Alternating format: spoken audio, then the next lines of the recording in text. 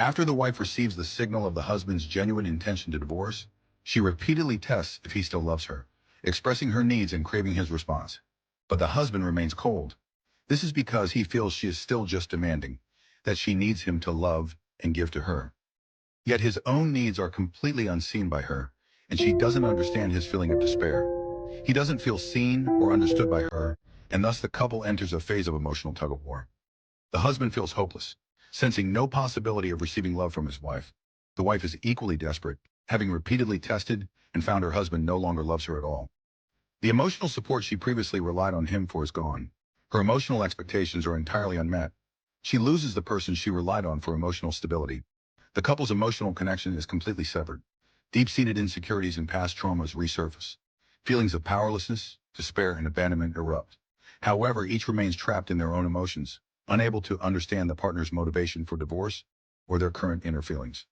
The couple enters a long-term emotional stalemate, gradually eroding any remaining affection and ultimately divorcing with a deep sense of exhaustion.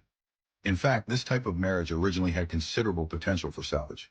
However, many individuals become trapped in their own emotions, unable to see or acknowledge their partner's feelings, understand their reasons for wanting a divorce, or address past issues in the marriage.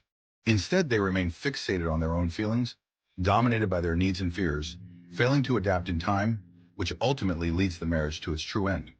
Furthermore, even in the final stage, if one could recognize their partner's inner feelings and allow them to experience the possibility of being loved, the marriage would not necessarily end in divorce. This is because what the partner truly wants is not divorce, but rather to receive love, to have their feelings acknowledged, to have a warm family, and to experience deep intimacy.